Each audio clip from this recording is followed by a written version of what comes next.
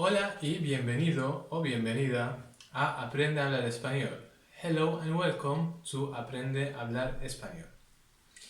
In the lesson of today, we're going to see a topic that is quite basic and really important to learn, I think, with as much accuracy as possible, so we don't make mistakes further on when we have a more fluent level.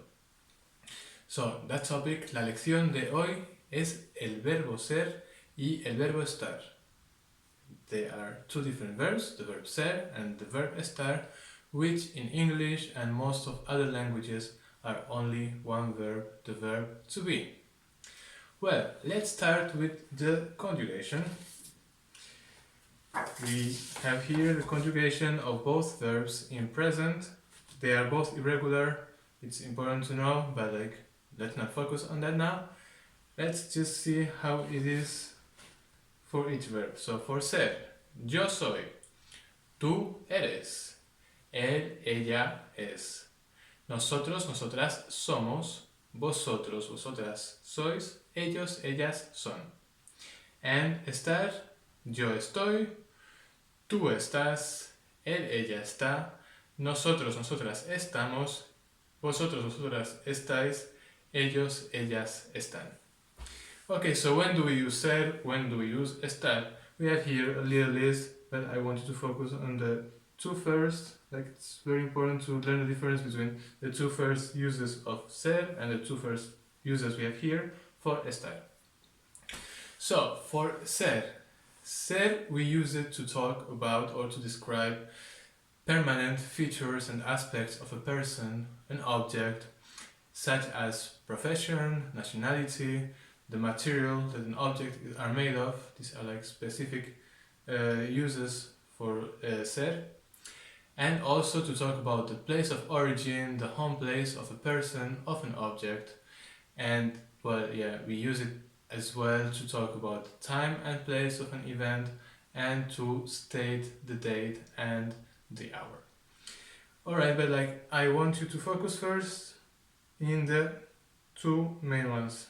The details, like the description of a permanent feature or aspect of a person, and the place of origin or home place. And estar, we use it to talk about changing physical and emotional state of a person or an object. So here we can see the main difference. Like ser, we use it for permanent and changing features.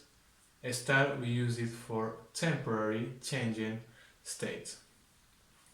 Also, we use it to talk about the body position, like how we are, what's our position, if we are standing, if we are sitting, if we are laying, si estamos de pie, si estamos sentados, si estamos tumbados. So, estar. And also to talk about the location of a place, of an object, or even to locate a place in a bigger place. For example, like a city in a country in a continent. We say Spain is in Europe. España está en Europa. Verbo estar. And we also use it sometimes to talk about the date and the time, like as the verb ser, as the case for the verb ser. We're going to study it further on when we talk about the time, the date, and other temporary aspects. Alright, so let's see now some examples. We have here two people, Juan and Jorge, and in the other picture we have Maria. Juan and Jorge, we're going to use to talk about permanent features of them. Let's see Juan. Juan is tall, Juan es alto, es. Juan is blonde, Juan es rubio, es. Blonde and tall are permanent and changing features. Jorge, in the other hand, is short. Jorge es bajo. Jorge has dark hair. Jorge es moreno. We can also talk about their professions, like Juan, for example, is a teacher. Juan es profesor and Jordi is a butcher. Jorge es carnicero. We can, as we said in the uses, we can also use the verb ser to refer about the place of origin, the nationality of a person. Juan es español. Su nacionalidad es española. Juan es español. Juan es de España. Jorge is from Guatemala. Jorge es de Guatemala. So here we've seen different uses of ser, different cases when we use ser to use the verb to be. And here we have Maria. Maria is sick. Maria is sitting on her sofa. Maria is in her bedroom or in her living room, in her apartment, in Madrid. So to talk about these kind of things, we use the verb estar. As we said at the beginning, Maria is sick. It's a temporary state. Maria está enferma. We can also talk about her body posture. She is sitting. María está sentada. If she feels worse later, si se siente peor más tarde, she might lay down. María está tumbada. María is laying down. She is on her sofa. María está en el sofá. She is in her apartment. María está en su apartamento. She is in Madrid. María está en Madrid. Madrid is in Spain. Madrid está en España.